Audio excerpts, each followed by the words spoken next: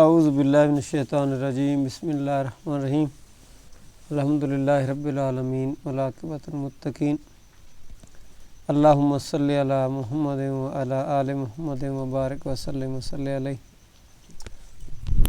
آج کی شب داری جو جماعت اسلامی ضلع میاں والی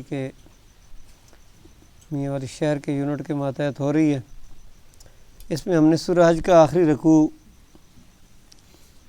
پڑھنا ہے، اس کو سمجھنے کی کوشش کرنا ہے، اور اس میں جو ہمارے لیے پیغام ہے اس کو ہم نے اختیار کرنے کی اللہ سے نہ صرف توفیق مانگنی ہے بلکہ اس کے لیے شعوری طور پر کوشش بھی کرنی ہے۔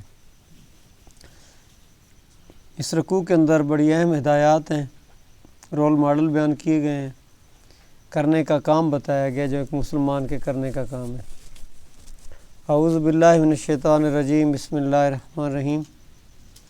یا ایھا الذین آمنوا ارکعوا واسجدوا واعبدوا ربکم وافعلوا الخیر لعلکم تفلحون وجاہدوا فی اللہ حق جہادہ ھو اجتباکم وما جعل علیکم فی الدین من حرج ملۃ ابیکم ابراہیم وسماکم المسلمین من قبل وفی ھذا لیکون الرسول شہیدا علیکم وتکونوا شہداء علی الناس فاقیموا الصلاۃ وآتوا الزکاۃ واعتصموا باللہ هو مولاکم فنعم المولا ونعم النصیر آمنت باللہ صدق اللہ مولانا العظیم۔ قرآن مجید کا یہ رکوع پہلی آیت جو ہم نے تلاوت کی ہے یہ آیت سجدہ ہے، حضرت امام شافعی رحمۃ اللہ علیہ کے نزدیک۔ تو بعد میں آپ تمام احباب سجدہ فرما لیجیے گا، تلاوت سجدہ ہے یہ آیت سجدہ، یہ تلاوت کا اللہ تعالیٰ نے مجھ سے اور آپ سے خطاب کیا ہے جو ایمان کا دعویٰ کرنے والے ہیں، اور اللہ تعالیٰ نے ہمیں یہ بات بتائی اور سمجھائی ہے اور ہدایت دی ہے کہ ہم اللہ تعالیٰ کے سامنے جھکیں، اس کے سامنے سجدہ ریز ہوں، اس کی عبادت کریں۔ اس آیت کو اگر آپ لوگ تھوڑا سا سمجھ کر پڑھیں تو عبادت کا وہ مخصوص تصور جو ہم مسلمانوں نے عام طور پر اس وقت اختیار کیے ہوئے ہے کہ عبادت نماز اور روزے کو کہا جاتا ہے، رکوع اور سجدے کو کہا جاتا ہے، اس سے کچھ زائد چیز ہے جو قرآن مجید کی یہ آیت ہمیں بتا رہی ہے۔ اللہ تعالیٰ نے کہا اے ایمان والو رکوع کرو، سجدہ کرو اور عبادت کرو، اور پھر ساتھ یہ بات بھی بتائی کہ وافعلوا الخیر، نیکی کے کام کرو، خیر کے کام کرو تاکہ تمہیں فلاح مل جائے۔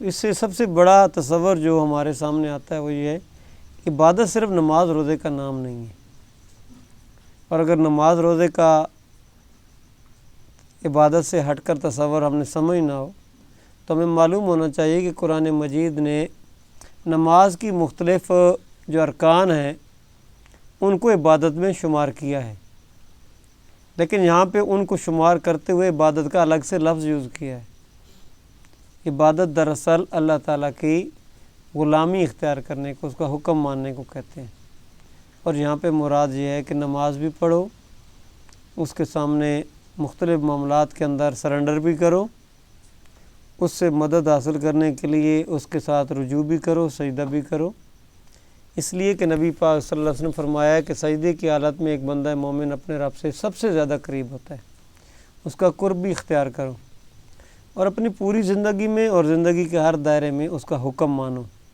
یہ عبادت ہے۔ اور پھر یہ کام، خیر کے کام مسلسل کرو۔ اجتماعی خطاب ہو رہا ہے، یہ کام اجتماعی طور پر کرنے کی ضرورت کو بیان کیا جا رہا ہے۔ نماز انفرادی طور پر بھی ادا ہو سکتی ہے، عبادت انفرادی طور پر بھی ہو سکتی ہے، لیکن اللہ تعالیٰ نے بحیثیت مجموعی حکم دیا ہے کہ تم سب لوگوں کو، مرد و خواتین کو یہ کام کرنا چاہیے۔ دوسری بات اللہ تعالیٰ نے یہ بات ارشاد فرمائی ہے کہ تم خیر کے سارے کام کرو، وافعلوا الخیر، الخیر، ایک خیر نہیں بتائی گئی، ایک بھلائی کا کام نہیں بتایا گیا۔ نماز اور سجدہ، اس رکوع، عبادت بذات خود خیر کے کام ہے۔ خیر کا مخصوص تصور بھی کچھ لوگوں کے نزدیک ہے اور کچھ کے نزدیک وسیع تصور بھی موجود ہے۔ اللہ رب العالمین نے ہمیں امت وسط بھی بنایا اور امت خیر بھی بنایا ہے۔ خیر کا ویسے لفظ عربی زبان میں مال کے لیے بھی استعمال ہوتا ہے، اس طرح کہا گیا ہے نا وَإِنَّهُ لِحُبِّ الْخَيْرِ لَشَدِيدٌ۔ قیامت کو بھلانے والا انسان مال کی محبت میں بڑا گرفتار ہوتا ہے۔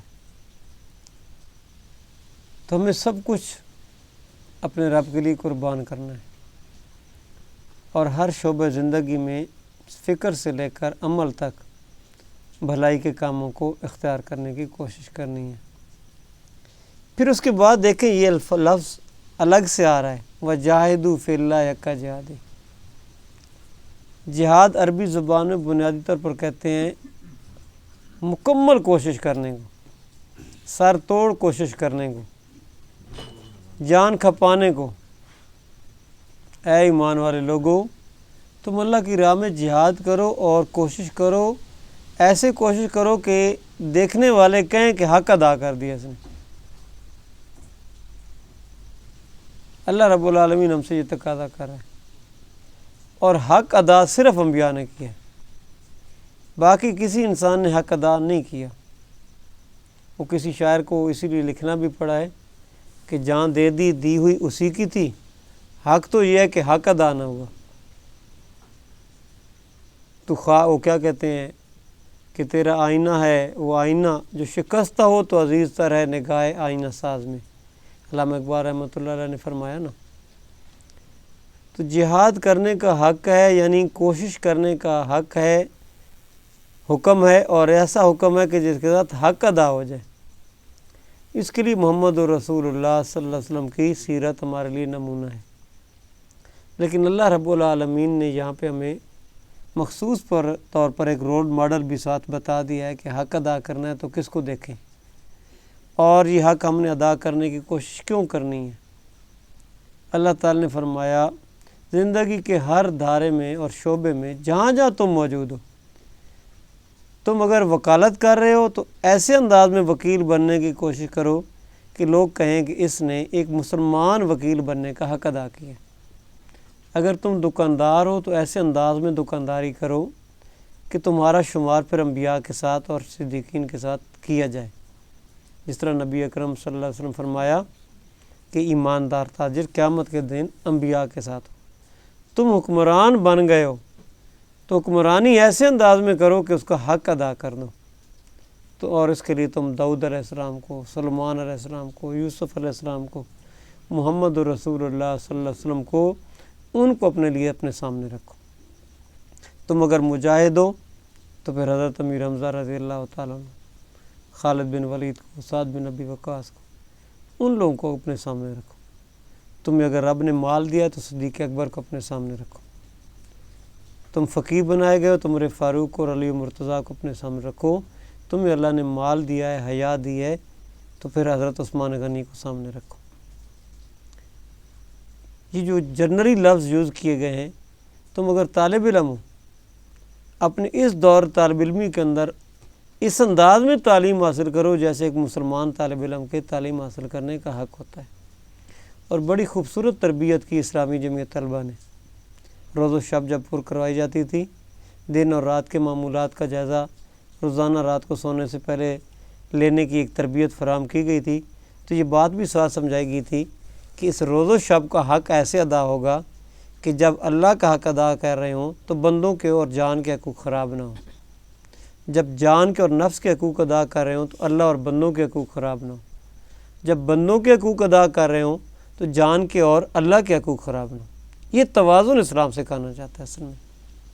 اگر ہم نے یہ متوازن زندگی گزار لی، امت وسط کے اندر ہم بہترین مقام پر فائز ہوں گے، اور اسی کے ساتھ حق ادا کرنے کی طرف قدم بڑھایا جا سکتا ہے۔ اسی لیے ہم دیکھتے ہیں کہ محمد رسول اللہ صلی اللہ علیہ وسلم نے متوازن اور خوبصورت زندگی گزاری ہے، اور آپ صلی اللہ علیہ وسلم نے گھر بھی بسایا ہے، آپ صلی اللہ علیہ وسلم نے تجارت بھی کی ہے، آپ صلی اللہ علیہ وسلم نے تلوار بھی اٹھائی ہے، تبلیغ بھی کی ہے، آپ صلی اللہ علیہ وسلم نے زکوٰۃ بھی ادا کی ہے، آپ صلی اللہ علیہ وسلم نے کون سا ایسا شعبہ ہے زندگی کا جس کے اندر جو ہے نا وہ آپ صلی اللہ علیہ وسلم نے شرکت نہیں کی ہے؟ حتیٰ کہ آپ صلی اللہ علیہ وسلم نے فارن پالیسی کو بھی چلایا ہے، خطوط لکھے ہیں باضابطہ. آپ صلی اللہ علیہ وسلم نے غلاموں کو آزاد کیا ہے، آپ صلی اللہ علیہ وسلم نے خواتین تک اپنا پیغام پہنچایا ہے، آپ صلی اللہ علیہ وسلم نے بچوں کو تبدیل کیا ہے، آپ صلی اللہ علیہ وسلم نے جانوروں کے حقوق ادا کرنے کی طرف ترغیب دلائی ہے، خود ادا کی ہیں، بے جان چیزوں تک کے حقوق آپ صلی اللہ علیہ وسلم نے بیان فرمائے. تو اگر ہم دیکھنا چاہیں کہ جہاد کا حق جد و جہد کا یعنی کہ سٹرگل کرنے کا، کہ میں جس شعبہ زندگی میں ہوں کس طرح حق ادا ہو سکتا ہے، اس کے لیے محمد رسول اللہ علیہ وسلم کی سیرت ہمارے لیے بہترین ہے. لیکن اور پھر اللہ نے فرمایا کہ یہ کام تم نے اس لیے کرنا ہے، تمہارا انتخاب اسی کام کے لیے. مثلا کوئی بندہ کسی فورس کے اندر کام کرتا ہے، پولیس کے اندر ہے، انٹیلیجنس کے اندر ہے، کمانڈو کے اندر ہے، تو ہم دیکھتے ہیں کہ ان کی مخصوص تربیت ہوتی ہے اپنی، اور ان کو بڑے مشکل مقامات پر رکھا جاتا ہے. تو اگر کوئی بندہ اس شعبہ زندگی کے اندر جا کر اپنے انسٹرکٹر سے یا اپنی تربیت دینے والے سے کہے کہ میرے ساتھ یہ کیا زیادتی کیوں کی جا رہی ہے، میرے ساتھ یہ سختی کیوں کی جا رہی ہے، تو کہنے والا اس کو سمپل یہی جواب دیتا ہے کہ بھائی تمہارا اس کام کے لیے انتخاب ہوا ہے، تمہارا چناؤ کیا ہے، تم باقاعدہ ٹیسٹ پاس کر کے آئے ہو، تم نے یہ کام کرنا ہے، تمہارا اس کام کے لیے انتخاب ہے. اگر ہم مسلمان ہیں تو یہ خطاب یہاں سے جو آخری رکوع ہے یا ایھا الذین آمنوا سے ہو رہا ہے. اگر ہم رکوع کرنے کو مانتے ہیں، سجدہ کرنے کو مانتے ہیں، مال خرچ کرنے کو مانتے ہیں، اگر ہم نیکی کے کاموں کو مانتے ہیں، تو جہاد کا حق ادا کرنے کو بھی ہمیں ماننا پڑے گا. اور اگر ہم جہاد کو مانتے ہیں تو پھر اس کا حق ادا کرنے کی طرف ہم نے جانا ہے، ہلکا پھلکا پھر جہاد نہیں کرنا ہے. اور اگر ہم یہ کام بھی مانتے ہیں تو پھر ہمیں سوچ کے ساتھ ماننا چاہیے کہ یہ کام ہم نے کوئی احسان کے طور پر نہیں کرنا ہے، بلکہ اللہ تعالیٰ نے تو قرآن میں یہ بھی کہہ رکھا ہے کہ جو بندہ نیکی کرے گا اپنی ذات کے لیے کرے گا. لیکن اس کے لیے ہمارا باضابطہ انتخاب ہوا ہے، ہم نے اپنے آپ کو لا الہ الا اللہ محمد رسول اللہ کے ساتھ اس انتخاب کی طرف اپنی خوشی کے ساتھ گئے. اگر ہم مسلمانوں کے گھر میں پیدا ہوئے تو اللہ کا شکر ادا کریں.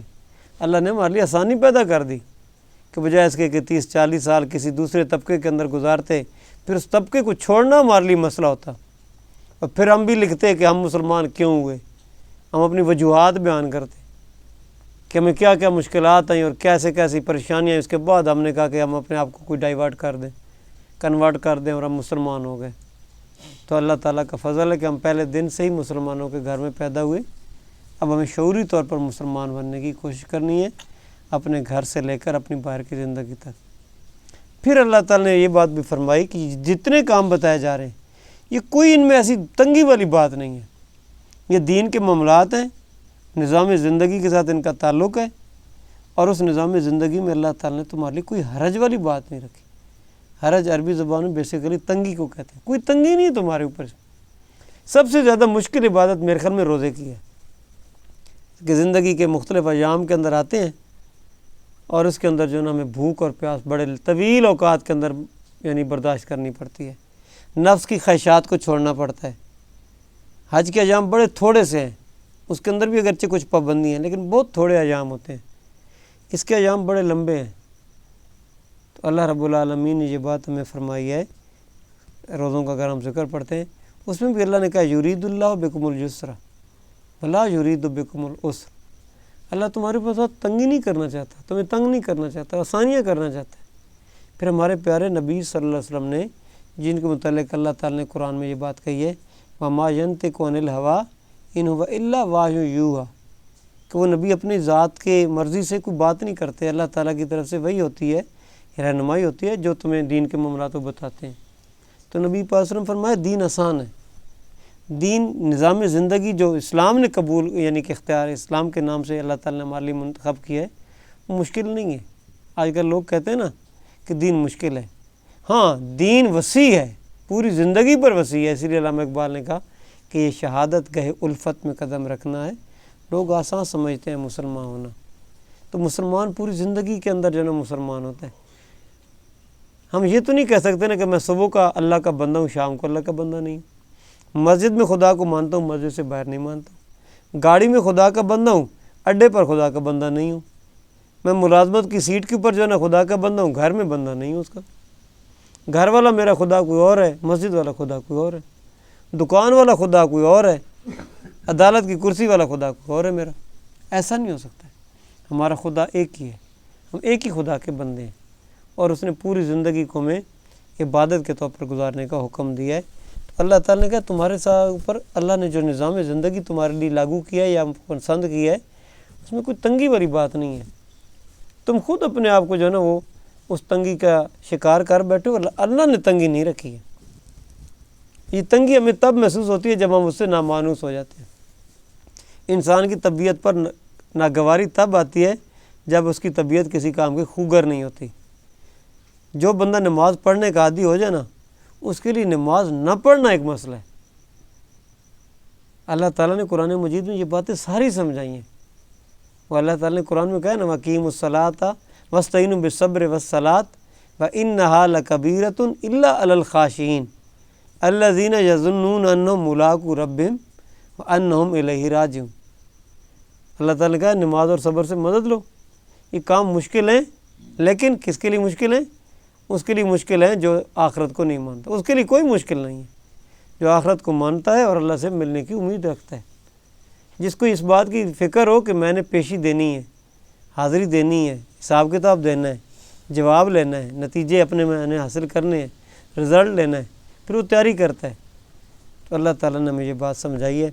پھر اللہ تعالیٰ نے بطور خاص یہ بات میرے بھائیوں ہمارے سامنے رکھی ہے کہ اگر پورے دین کے اوپر عمل کرنا ہے اور دین کے ہر کام کے اوپر عمل کرنا ہے، نیکی کے کام کرنے ہیں، رکوع کرنا ہے، سجدہ کرنا ہے۔ دیکھیں اللہ تعالیٰ نے حضرت ابراہیم علیہ السلام کو کہا میرا گھر بناؤ، اور پھر ساتھ حکم دیا طاہر بیتی للطائفین والعاکفین والرکع سجود۔ اللہ تعالیٰ کے اس پیارے بندے نے گھر بھی تعمیر کیا، کو پاک صاف بھی رکھا، اور حج کا اہتمام بھی کیا، نماز کا اہتمام بھی کیا، ہجرت بھی کی، مال بھی خرچ کیا، سیاسی ڈائلاگ بھی کیے، مکالمہ بھی کیا، اور ساتھ شدت پسندی کے ساتھ جس طرح کہتے ہیں نا مقابلہ بھی کیا۔ بیرونی دوروں کے اوپر اپنے قریبی رشتہ داروں کو جن کی تربیت انہوں نے کی تھی ان کو تبلیغ کے اوپر بھی بھیجا، سارے کام کیے ہیں، اولاد کی تربیت بھی کی، بیوی کو بھی اپنا ساتھی بنایا، دینی ساتھی بنایا۔ صرف مخصوص جو ہے نا ایک رشتہ اس کے ساتھ استوار نہیں کیا، دینی ہمانگی ان کے ساتھ پیدا کی جو آج ہمارے گھروں میں نہیں ہے۔ اسی لیے اللہ تعالیٰ نے کہا کہ یہ سارا اوور آل جہاد کرنا ہے، اوور آل سٹرگل کرنی ہے، اس کا حق ادا کرنے کی کوشش کرنی ہے۔ اس جدوجہد کو تم نے کرنا ہے جس کے بعد امامت کا وعدہ ہے، ٹھیک ہے؟ تو پھر اس کے لیے طریقہ کیا ہے؟ ملت ابیکم ابراہیم، اپنے باپ ابراہیم علیہ السلام کے طریقے کو یاد رکھو۔ ابراہیم علیہ السلام کی زندگی بڑی خوبصورت اور جامع زندگی ہے۔ آپ اس کو جہاں سے شروع کریں جہاں پہ جا کے ختم کریں آپ کو پورا سرکل نظر آتا ہے، کوئی شعبہ زندگی اس میں سے نکلا ہوا نہیں ہے۔ دعوت، تبلیغ، جہاد، سیاست، خدمت، مہمان نوازی، مختلف سنتوں کی ابتدا کرنا، مختلف شعار کا ابتدا کرنا، گھروں کی تعمیر، اللہ کے گھروں کی تعمیر کرنا، مختلف خوبصورت محنت کرنے والے کاموں کا آغاز کرنا،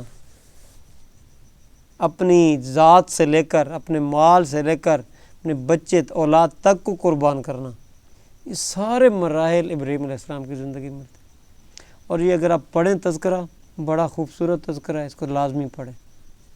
آج ہمارے تحریک کے لوگوں میں سے یہ دعوت، تبلیغ، جہاد، مال کا خرچ کرنا، مہمان نوازی، یہ خوبصورت سنتیں شاید میں یہ نہیں کہتا کہ دم توڑ رہی ہیں، تھوڑی کمزور ہوتی جا رہی ہیں، ان سے توجہ ہٹتی جا رہی ہے۔ ان کے اوپر توجہ اگر کرنی ہے تو حضرت ابراہیم علیہ السلام کی سیرت پڑھیں، قرآنی سیرت پڑھیں، اور اس کے بعد دیکھیں آپ اور میں یہ دائیہ رکھتے ہیں قرآن و سنت کی دعوت لے کر اٹھے اور دنیا پر چھا جائیں۔ یہ چھا جانا چھو منتے سر نہیں ہے، اس کے لیے بڑی طویل جدوجہد درکار ہے، اور اس کے لیے ابتلا کے اندر اپنے آپ کو ڈلوانا لازمی ہے۔ جو اکبر الآبادی نے کہا نا تو خاک میں مل اور آگ میں جل، خاک میں ملنا اور آگ میں جلنا لازمی ہے اس کے لیے۔ ایسے نہیں کہا وَإِذِ ابْتَلَىٰ إِبْرَاهِيمَ رَبُّهُ بِكَلِمَاتٍ فَأَتَمَّهُنَّ قَالَ إِنِّي جَاعِلُكَ لِلنَّاسِ إِمَامًا۔ اللہ تعالیٰ نے کہا ابراہیم علیہ السلام کو جب ابتلا کی، جب اس کے لیے امتحان لایا، تو اے ابراہیم میں تجھے دنیا کے لوگوں کا امام بناؤں گا، لیکن یہ امامت کا اعلان کب ہوا؟ پہلے ابتلا کا حکم ہے، وَإِذِ ابْتَلَىٰ إِبْرَاهِيمَ رَبُّهُ، اس سے پہلے کیا حکم؟ اِذْ قَالَ لَهُ رَبُّهُ أَسْلِمْ قَالَ أَسْلَمْتُ لِرَبِّ۔ جس شعبہ زندگی میں بھی رب کا کوئی حکم آیا اور کہا ابراہیم اس شعبہ زندگی میں تم نے یہ کام کرنا ہے، اب تم نے میرا گھر بنانا ہے تو گھر بنانے کے لیے تیار ہو گئے، اب تم نے اولاد کی ہجرت کروانی ہے تو ہجرت کے لیے تیار ہو گئے، اب تم نے اس کو قربان کرنا ہے تو قربانی کے لیے تیار ہو گئے، اب تم نے تبلیغ پر اپنے بھتیجے کو بھیجنا ہے ان کو تیار کر دیا، اب تم نے خود ان کو چھوڑ کر چلے جانا ہے یہاں سے تو اس کے لیے چلے گئے، سارے کام کیے۔ ایسے اعلان نہیں ہوا انی جاعلک للناس اماما، پہلے ابتلا ہے۔ اور یہی آج وہاں پہ مولانا صاحب یہ بات کر رہے تھے، اور آج کی آیات جو ہم نے پڑھی تلاوت تراویح کے اندر، اس میں بھی ان مع العسر یسرا، تنگی کے بعد آسانی ہے۔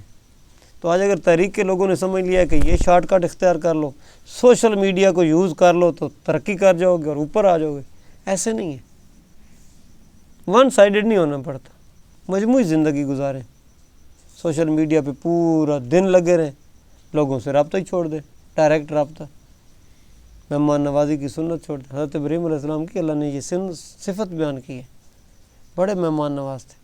اور مہمان نوازی کا مطلب یہ نہیں ہے کہ حضرت ابراہیم علیہ السلام نے چھوٹے بکرے کا گوشت پیش کیا تو آج ہم چھوٹے بکرے کا گوشت تو پیش نہیں کرتے، جو چیز درکار اویلیبل ہو وہ پیش کرنا۔ آج ہمارے گھروں کے اندر سے یہ سنت ابراہیمی ہے، یہ ختم ہوتی جا رہی ہے مسلمان معاشرے میں۔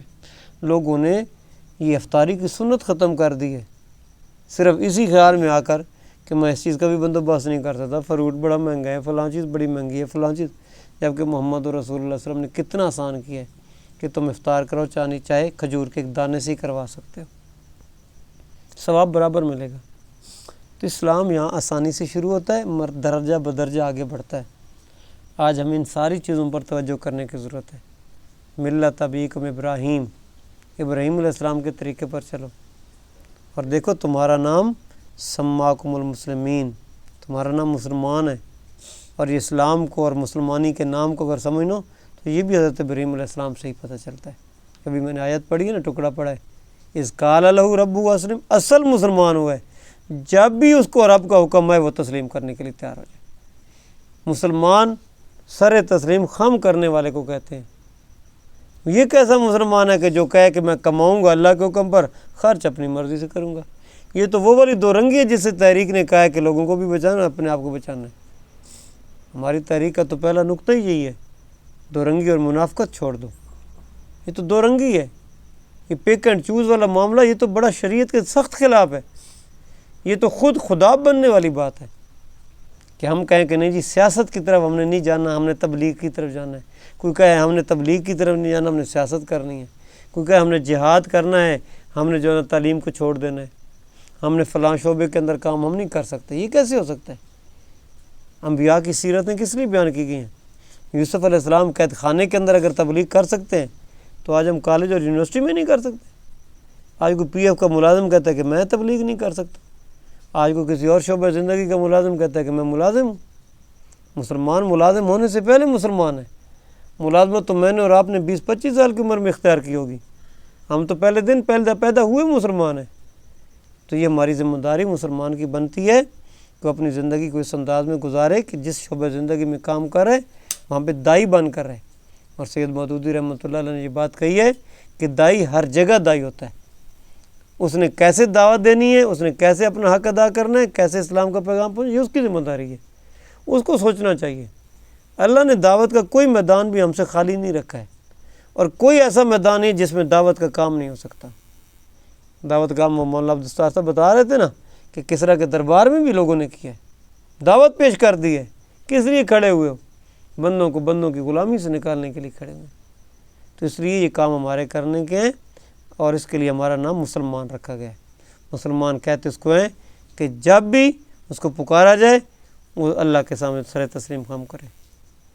اور ہمیں سوچنا چاہیے ہماری زندگی کا وہ کون سا لمحہ ہے جس کے متعلق ہم فیصلہ کر دیں کہ اس لمحے ہمارا رب ہم سے کچھ نہیں تقاضا کرتا۔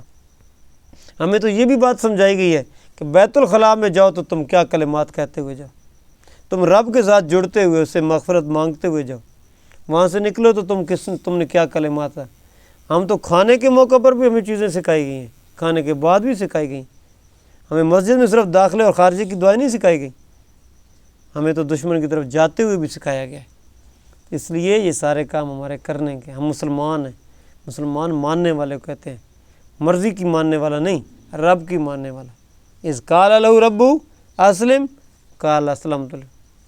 لیکن آج ہم نے مسلمانوں کے ہم حالات دیکھتے ہیں تو ہم سمجھتے ہیں کہ مسلمانوں کا خدا اور مسلمانوں کی نماز شاید صرف رمضان کے مہینے میں آتی ہے، مسلمانوں کی مسجد کا دروازہ صرف شاید رمضان میں کھولا جاتا ہے. یہ مسجد تو خدا کا گھر ہے تو پورا سال کھلا رہنا چاہیے. پورا سال کھلا ہوتا ہے، ہم اس میں داخل نہیں ہوتے. آج دیکھیں کتنی بڑی تعداد میں لوگ رات 20 رکعت تراویح کے لیے کھڑے ہوتے ہیں، گھنٹہ کھڑے ہوتے ہیں. جیسے یہ تراویح کا مہینہ ختم ہوتا ہے، رمضان کا مہینہ، لوگ 10-15 منٹ کی نماز کیوں نہیں پڑھتے؟ وہ اپنی مرضی کا اسلام انہوں نے کہاں سے اختیار کر لیا؟ کیا اسلام کے اندر صرف رمضان کے روزوں کی نمازیں لکھی ہوئی ہیں؟ کیا اسلام کے اندر صرف رمضان کے مہینے کے روزوں کے اندر اللہ کی بات ماننا لکھی ہوئی ہے؟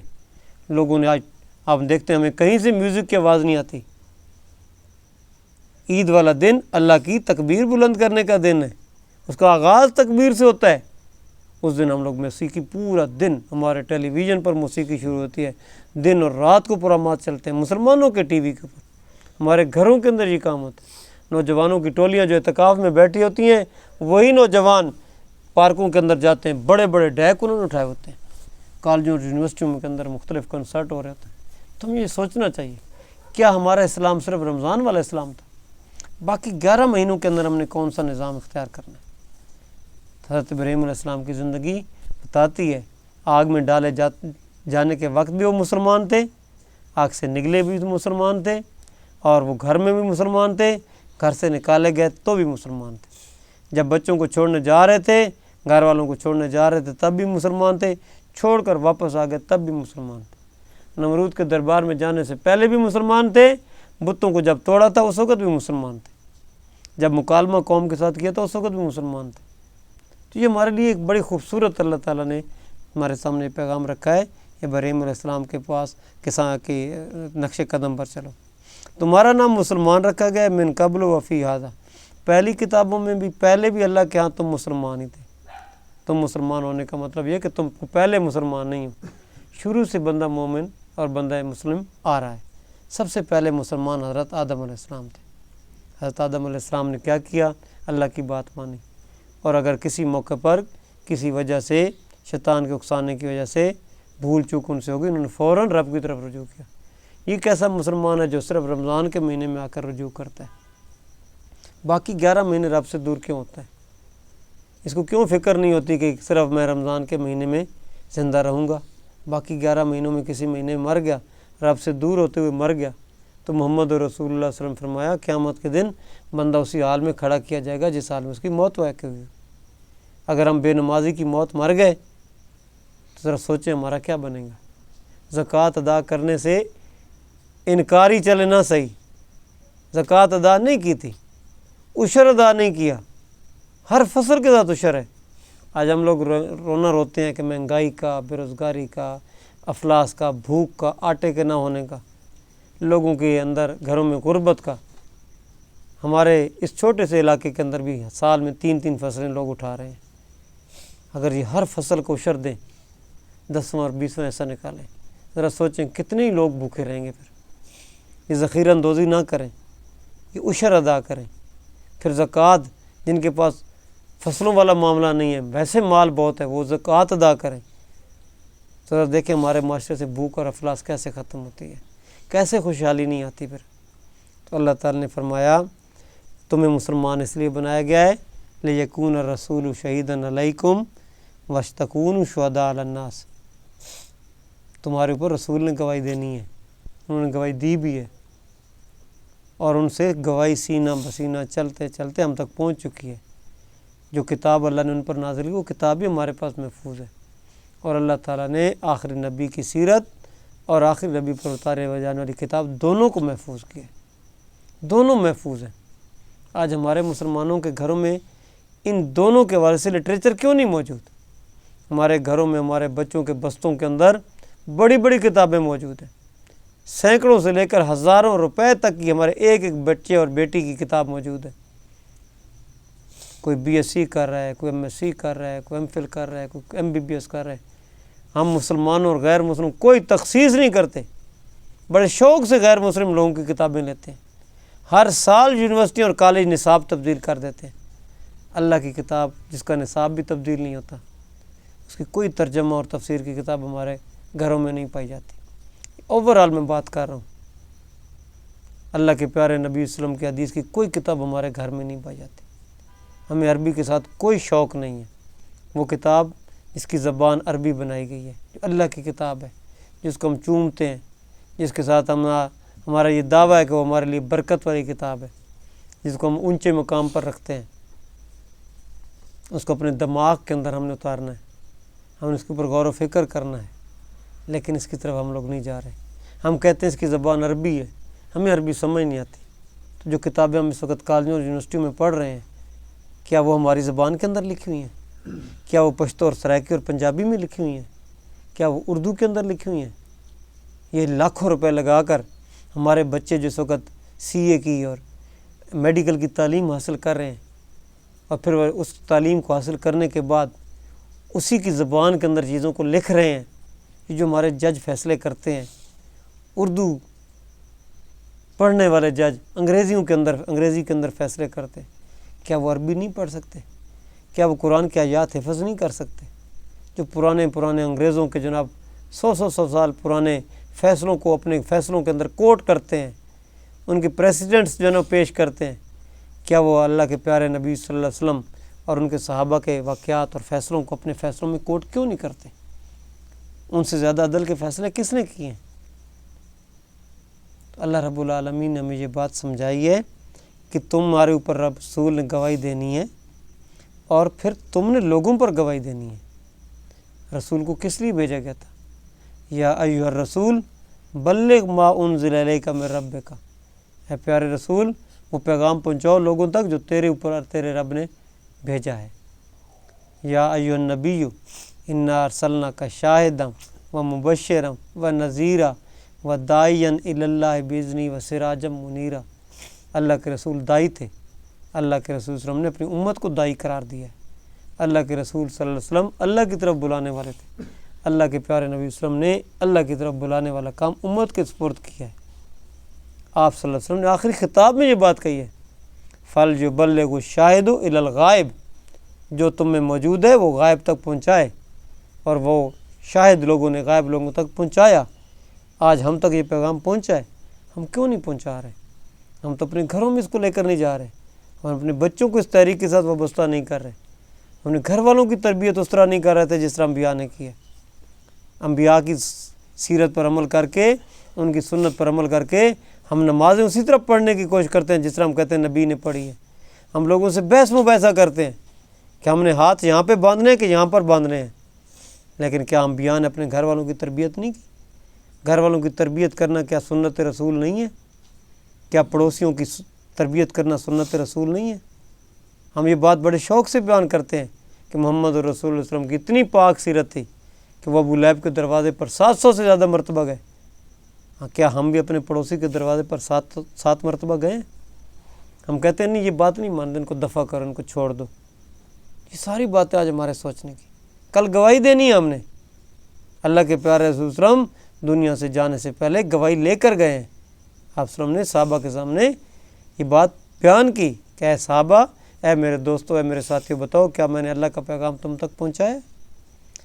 کیا کل ہم جانے سے پہلے اگر ہمیں معلوم ہو جائے کہ کل اتنے بج کر اتنے منٹ پر ہماری موت کا وقت آنا ہے، اور اس سے پہلے ہم نے اپنے قوم والوں سے، اپنے گھر والوں سے، اپنے اڑوس پڑوس سے خطاب کرنا ہے، تو کیا ہم یہ بات کہہ سکیں گے کہ کیا تم گواہی دیتے ہو کہ میں نے اللہ کا پیغام تم تک پہنچا دیا؟ اور کیا کوئی ہمارے حق میں گواہی دے گا کہ آپ نے صرف پہنچایا نہیں، حق ادا کر دیا؟ جبکہ رب نے کیا کہا ہے، فی اللہ حق جہادی وجاہدوا فی اللہ حق جہاد، پیغام کو پہنچانے کا حق ادا کرنا تھا ہم نے، اور اللہ کے رسول صلی اللہ علیہ وسلم نے صرف زبان سے پہنچانے کا حق ادا نہیں کیا، سیرت سے کی ہے، عمل کے ساتھ کی ہے۔ پھر اللہ تعالیٰ نے فرمایا اگر یہ سارا جو پروسیس تمہیں بتایا گیا، یہ جتنے کام تمہیں کہے گئے ہیں، ان کو کرنے کے لیے اگر تمہیں طاقت چاہیے، تمہیں اپنے ساتھ کچھ کیا کہتے ہیں لوازمات چاہیے، اگر تم اس کے لیے استعداد حاصل کرنا چاہتے ہو، یہ کام کیسے خوبصورت طریقے سے ہوں گے؟ تو پہلا کام یہ کرو، فاقیم الصلاۃ، نماز قائم کرو۔ اس جہاد کا حق ادا کرنے کے لیے پہلا کام نماز پڑھو۔ پھر یہ نماز کیا ہے؟ یہ صرف نری رکوع اور سجدے کا نام نہیں ہے، امامت کا تصور دینے والی ہے۔ اپنا امام منتخب کرو۔ کس طرح کا امام منتخب کرتے ہیں؟ یہاں پہ مسجد کا امام ہمارا اور ہے، تھانے اور کچہری کا امام اور ہے، سیاست کے میدان کا امام اور ہے۔ یہ ہم لوگوں نے جو مختلف قسم کے باٹ بنا رکھے ہیں نا، یہ باٹ ہمیں تبدیل کرنے پڑیں گے۔ کیا مسلمانوں کا جو امام محمد رسول اللہ صلی اللہ علیہ وسلم کے بعد پہلا انسان بنایا گیا، خلیفۃ الرسول بنایا ابوبکر صدیق، جو امامت کی سربراہ حکومت کی کرسی پر بیٹھے، کیا وہ نماز کے امام نہیں تھے؟ کیا وہ عید کی نماز نہیں پڑھاتے تھے؟ کیا وہ جمعے کا خطاب اور جماعت نہیں کرواتے تھے؟ آج ہم نے جن کے ذمے سیاست کی امامت کر دی ہے، امامت کبریٰ دے دی ہے، وہ تو ہمیں 2 رکعت نماز پڑھانے کے بھی روادار نہیں ہے۔ وہ تو ہماری جنازے کی نماز کے امام بھی نہیں بننے کے قابل۔ کیا حضرت عمر فاروق رضی اللہ تعالیٰ عنہ نے جو 22 لاکھ مربع میل پر حکومت کی، کیا وہ نماز کے امام نہیں تھے؟ اسی لیے علامہ اقبال رحمۃ اللہ علیہ نے کہا، قوم کیا ہے، قوموں کی امامت کیا چیز ہے، اس کو کیا جانے یہ 2 رکعت کے امام۔ یہ 2 رکعت والی امامت کی بات نہیں ہو رہی، وہ والی امامت جو اللہ تعالیٰ نے ابراہیم علیہ السلام سے کہی، انی جاعلک للناس امام، وہ 2 رکعت کی امامت نہیں تھی، وہ ہر طرح کی امامت تھی۔ ہر طرح کی امامت کے لیے نماز پہلا سسٹم۔ اور اللہ تعالیٰ نے قرآن میں یہ بات کہی ہے، ایک مقام پر قرآن میں یہ بات کہی، الذین ان مکناہم فی الارض، اگر میں ان لوگوں کو، اپنے بندوں کو زمین میں اقتدار دے دوں، پہلا کام یہ کریں گے، اقیم الصلاۃ، پہلا کام یہ کریں گے۔ نماز پورے ایک جامع سسٹم کا نام ہے، سب کی شرکت کا نام ہے۔ پورے دیکھیں نہ، کہا گیا کہ امام کس کو بنایا جائے، امام کے پیچھے کون کھڑا ہو، پہلی صف کس کی ہو، دوسری کس کی ہو، مرد کہاں پہ کھڑے ہوں گے، خواتین کہاں پہ کھڑی ہوں گی، بچے کہاں پہ کھڑے ہوں گے، حتیٰ کہ وہ تیسری صنف کہاں پہ کھڑی ہوگی، کوئی صنف چھوڑی نہیں گئی ہے۔ یہ تصور ہے جو نماز ہمیں عطا کرتا ہے۔ پھر امام سے غلطی ہو جائے، اس کو ٹوکنے کے طریقے بتائے گئے، اس کی اصلاح کے طریقے مقتدیوں کو بتائے گئے۔ آج ہم لوگ یہ کام بھی ہم نے چھوڑ دیا۔ پھر دوسری بات بتائی گئی کہ اس معاشرتی اصلاح کے ساتھ ساتھ، جس کے لیے نماز سب سے بڑا کردار ادا کرتی، تمہیں اپنے معاشی معاملات کی اصلاح بھی کرنی ہے، اس لیے کہ معاش کے ساتھ انسان کی زندگی وابستہ کی گئی ہے۔ اسلامی اصطلاح کے اندر جسم کے علم کے ساتھ ساتھ ایک علم الفرائض رکھا گیا ہے، جس کے اندر معاش کا علم موجود ہے۔ قرآن مجید انسانوں کی زندگی کی معاشی سسٹم کو بہتر کرنا چاہتا ہے، اس کے ساتھ خوبصورت زندگی وابستہ ہوتی ہے، لڑائی جھگڑے اس کے ساتھ وابستہ ہے، اصلاح وابستہ ہے، خدمت اس کے ساتھ وابستہ ہے۔ اگر تم نے اپنی خدمت کے میدان کو، معاش کے میدان کو بہتر کرنا ہے، زکوٰۃ کے طریقے کو اختیار کرو، وآتوا الزکوٰۃ، زکوٰۃ ادا کرو۔ سورہ مومنون یہ بات کہتی ہے، جو آگے ہی سورت شروع ہو رہی ہے 18، قد افلح المؤمنون، اس میں کہا گیا ہے ایمان والے لوگ، فلاح پانے والے لوگ۔ یہاں پہ بات شروع ہوئی تھی لعلکم تفلحون، یا ایھا الذین آمنوا ارکعوا واسجدوا واعبدوا ربکم وافعلوا الخیر لعلکم تفلحون۔ اگلی صورت ہے سورہ مومنون، قد افلح المؤمنون۔ یہاں پہ کہا گیا تاکہ تم فلاح پا جاؤ، یہاں سے شروع ہو رہا ہے کہ قد افلح المؤمنون، فلاح پا گئے وہ مومن۔ یہاں پہ کہا گیا یا ایھا الذین آمنوا، ایمان والے تم یہ کام کرو تاکہ تم فلاح پا جاؤ۔ یہاں پہ کہا گیا ایمان والے فلاح پا گئے۔ کون سے لوگ ہیں؟ صلاتہم خاشعون، نماز کے اندر خشیت اختیار کرنے والے، زکوٰۃ کے طریقے پر عامل رہنے والے، پاکیزگی اختیار کرنے والے۔ زکوٰۃ عربی زبان میں صرف مال کی پاکیزگی کے لیے نہیں، ہر طرح کی پاکیزگی کے لیے استعمال ہوتا ہے۔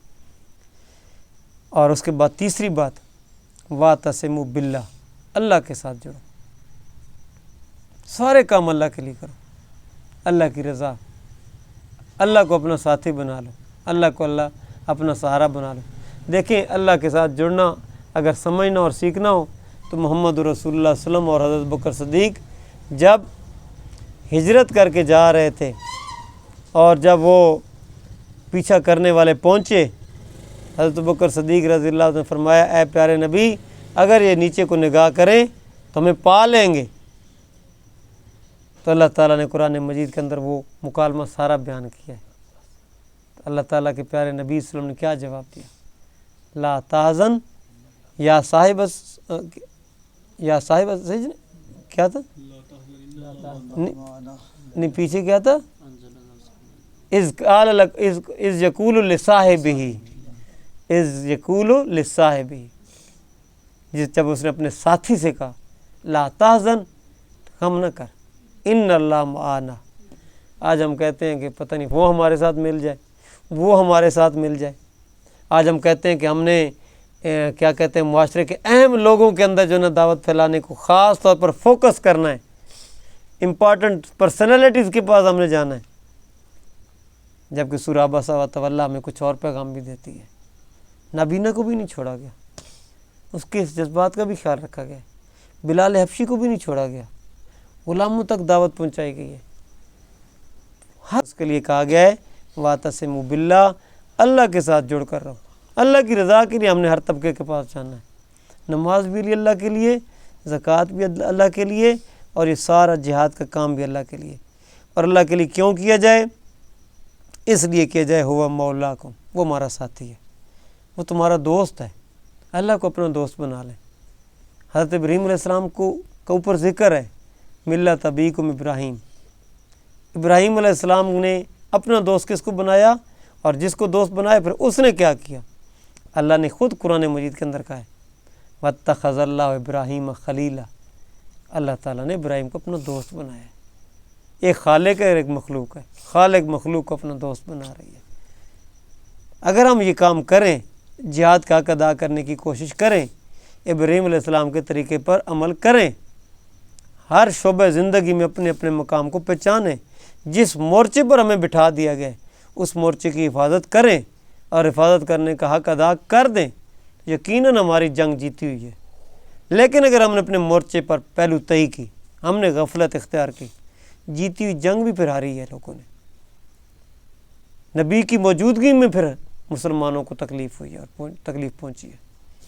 تو اس لیے آج ہمارے لیے کام کرنے کا ہے، اللہ کے ساتھ جڑ جائیں اور اسی سے مدد مانگیں۔ فنعم المولا، بہت پیارا دوست ہے، ونعم النصیر، سب سے خوبصورت مدد کرنے والا۔